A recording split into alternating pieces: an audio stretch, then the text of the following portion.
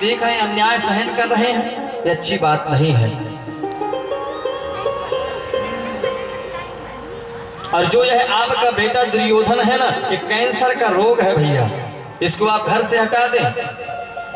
विदुर नीति में ऐसा वर्णन आता है कि यदि एक देश को जलाने से, फिर एक देश को नष्ट करने से पूरा विश्व यदि हमारा सुरक्षित रहता है तो उसको नष्ट कर देना चाहिए।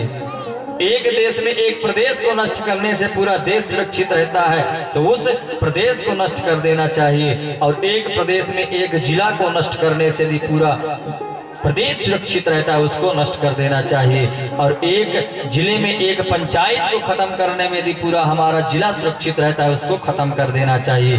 और एक पंचायत में एक घर को नष्ट करने से पूरा गांव सुरक्षित रहता है, उस घर को वहां से हटा देना चाहिए, निष्कासित कर देना चाहिए। और यदि एक घर में एक सदस्य के चलते पूरा परिवार कलंकित से बच रहा है, कलंक से बच रहा है, उसके अन्याय से बच रहा है, तो उस व्यक्ति को त्याग देना चाहिए। ये भागवत में स्पष्ट लिखा है। इसी आपका जो बड़ा बेटा दुर्योधन है एक कैंसर का रोगी है। यदि उंगली में कैंसर हो जाए तो उंगली से मोह नहीं करना चाहिए, वरना ये पूरा कैंसर हाथ से फैलते हुए पूरे शरीर में फैल जाएगा। इसलिए उस उंगली को कटवा देना चाहिए।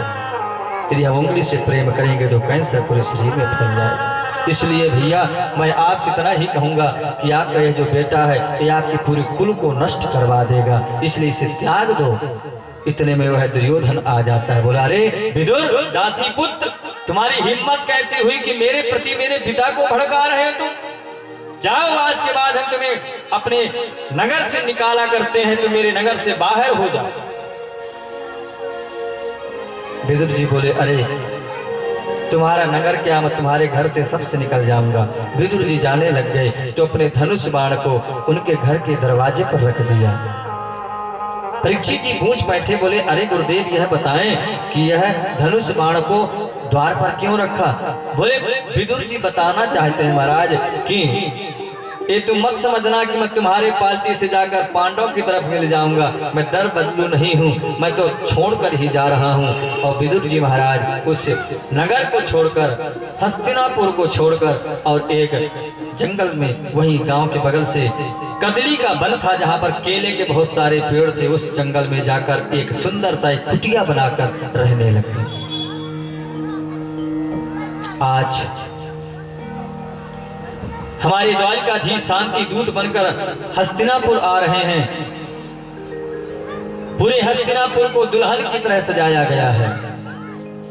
दुर्योधन जो है कपटपूर्ण मैत्री दिखाने के लिए पूरी हस्तिनापुर को दुल्हन की तरह सजाया और सभी नगर के लोगों को कह दिया कि कोई भी द्वारिकाधीश का स्वागत नहीं करेगा, न कोई पुष्प की वर्षा करेगा। द्वारिकाधीश आ जाते हैं, जैसे हस्तिनापुर में प्रवेश किए, नगर की जो नर नारियां थी उन्होंने कहा कि रोड में खड़े होकर स्वागत नहीं कर सकते तो क्या हुआ, हम अपने छतों में तो खड़े होकर स्वागत कर सकते हैं। जो वहां की नर नारियां थीं वह छतों में खड़े होकर भगवान के ऊपर पुष्पों की वर्षा करने लग गए।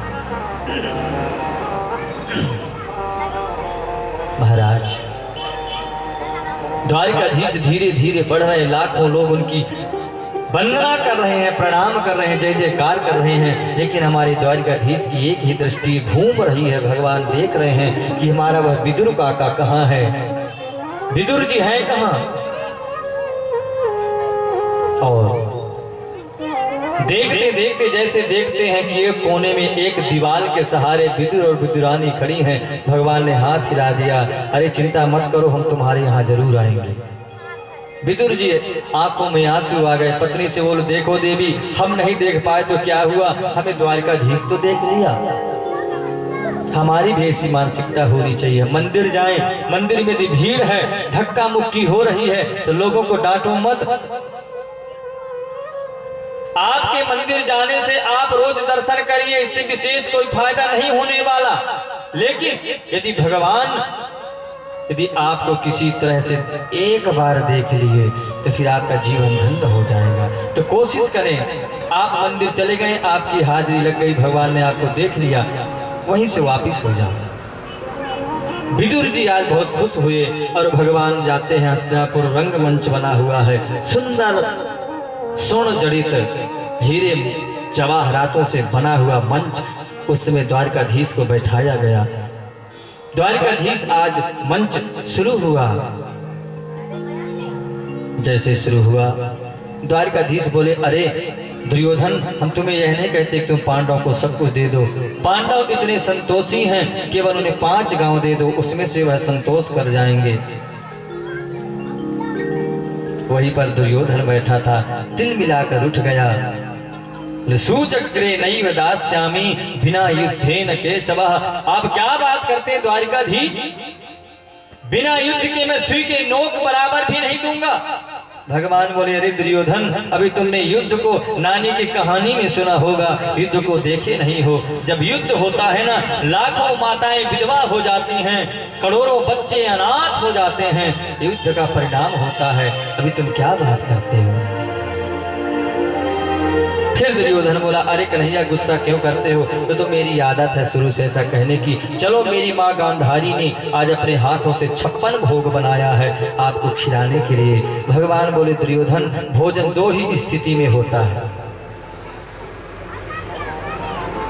या कि खाने वाले को भूख हो, या खिलाने वाले के मन में भाव हो, तभी भोजन होता है। और तुम्हारे मन में भाव नहीं है और मेरे को भूख नहीं है। अब वैसे भी मेरा तो निमंत्रण विदुर काका के यहाँ है। दुर्योधन बोला, विदुर के यहाँ? ये कब निमंत्रण दे दिए? बोले, जब उनको पता चला कि द्वारिकाधीश यहाँ आने वाले हैं ना, उससे पहले विदुर काका बोले थे कि जब भी आप हस्तिनापुर आए तो सबसे पहले आपका भोजन मेरे यहाँ होगा। अब तो महाराज विदुर जी और विदुरानी पीछे खड़े थे, उन्होंने सोचा द्वारिकाधीश पूरी सभा में बोल दिए कि विदुर के यहाँ निमंत्रण है तो जरूर आएगा। चलो देवी, जल्दी चलो, घर को साफ सुथरा करो, कुछ भोजन की व्यवस्था करो। ये कन्हैया है टेढ़ी टांग वाला, इसकी लीला परंपार है, क्या कर दे कुछ पता नहीं। अब विदुर विदुरानी महाराज दौड़ कर गए, विदुर जी नहा रहे, विदुरानी घर में, विदुर जी चले गए बाजार मक्खन मिश्री लेने के लिए।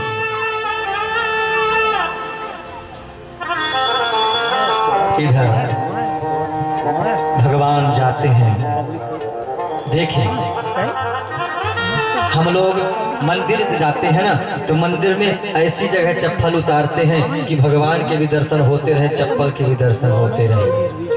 अब कहते क्या है, तुम्हें वो माता च पिता तुम्हें वो, फिर देखते हैं, तुम्हें बंधु च सखा तुम्हें। ऐसी हमारी दृष्टि होती है, लेकिन भगवान को देखिए, आज द्वारिकाधीश यहीं पर अपने खड़ाहू उतार देते हैं, जूते उतार देते हैं, और विदुर के घर नंगे पांव जा रहे हैं। क्यों?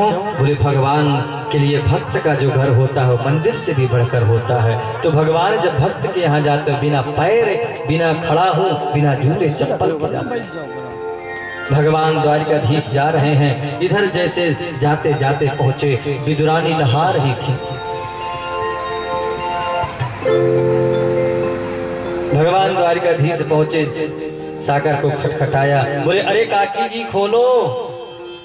अब विदुरानी ने सुना कि केवल काकी कहने वाला एक ही व्यक्ति है, हमारा कनुआ कन्हैया हमें काकी कहता है। अब विदुरानी सब कुछ भूल गई, नहा रही थी, वस्त्र पहनी नहीं है, ऐसे बिना वस्त्र पहने दौड़ कर जाती हैं, दरवाजा खोलती हैं। जैसे दरवाजा खोलते हैं, विदुरानी के शरीर में वस्त्र नहीं है। कन्हैया ने अपना दुपट्टा उठाया, विदुरानी के शरीर में डाल दिया। विदुरानी सब कुछ खो गई। द्वारिकाधीश अंदर जैसे जाते हैं, एक पटा उठाती है, बोले, कन्हैया यहाँ बैठो ना, ये अच्छी जगह नहीं, यहाँ बैठो। ऐसे करते करते विदुरानी पूरे घर में कन्हैया को नचा देती है, और अंत में एक कोने में उल्टा पटा रख देती है। बोले, द्वारिकाधीश इसमें बैठ जाओ। कन्हैया बैठ जाते हैं। बैठने के बाद पेट में हाथ फेर कर कहते हैं, काकी जी मुझे भूख लगी है, कुछ खाने के लिए मिलेगा? बोले, कन्हैया तुझे भूख लगी? बोले, हाँ। बोले, अभी लाती हूँ। तुरंत दौड़कर जाती है, कदली वन में पके पके केले के फल लेकर आती हैं, कन्हैया के सामने रख देती हैं। अब इतनी भाव विभोर है विदुरानी कि छिलके छीलकर पत्तल में रखते जा रही हैं, उसके अंदर का जो गरी होता है, गूदा होता है, फेंकते जा रही हैं महाराज, और यहाँ पर छिलके डालते जा रही हैं पत्तल में। द्वारिकाधीश 1 छिलका खाते हैं, 2 छिलका खाते हैं, 3 छिलका खाते हैं, ऐसे करते करते 40-50 छिलके खा गए। इतने में विदुर जी बाजार से मक्खन माखन मिश्री पेड़ा लेकर आए। बोले देवी जल्दी करो, द्वारकाधीश आने वाले हैं। विदुरानी बोले आने वाले नहीं हैं, आ गए हैं। जैसे आकर विदुर ने देखा कि ये पागल तो नहीं हो गई, ये पूरे केले के जो अंदर का गूदा होता है फेंकते जा रही है, छिलके खिलाते जा रही है। हाथ पकड़ लेते हैं विदुर जी। बोले क्या कर रही हो तुम? तुरंत उनका ध्यान भंग। अरे मैंने छिलका खिला दिया। बोले हाँ माफ करना कन्हैया। विदुर जी तुरंत माखन मिश्री पेड़ा निकालते हैं और उनके पत्तल में रखते हैं। कन्हैया एक पेड़े को थोड़ा सा तोड़कर खाते हैं और बोले काका जी पेट भर गया। विदुर जी बोले क्यों, इसमें आनंद नहीं आ रहा? ये अच्छा तुम्हें नहीं लगा? कन्हैया पेट में हाथ धरकर बोले एक बात बताऊं काका जी, जो स्वाद काकी जी के छिलके में था ना वो आप इस पेड़े में नहीं है।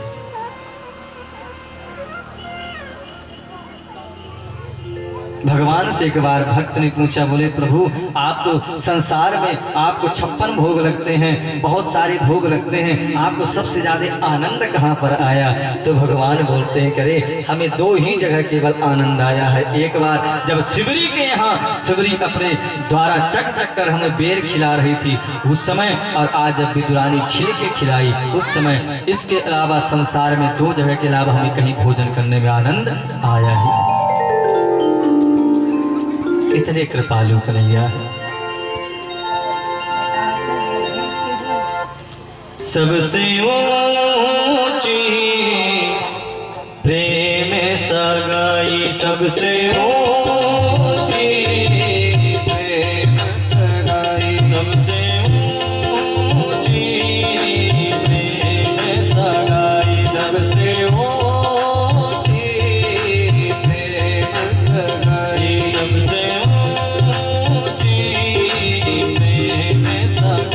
सबसे ऊंची प्रेम सगाई।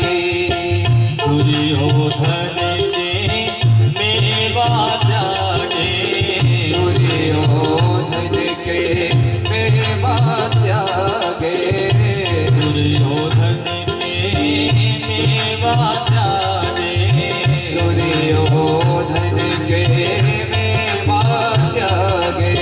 साग विदुर घर खाई, साग विदुर घर खाई, सबसे ऊंची प्रेम सगाई, सबसे ऊंची प्रेम सगाई। ताली बजाए, मजा नहीं आ रहा, पीछे वाले ताली का बहुत महत्व है। जैसे भोजन में थाली का, घर में खिड़कियों में जाली का, ससुराल में साली का, उसी प्रकार कीर्तन में ताली का। हरि बोल।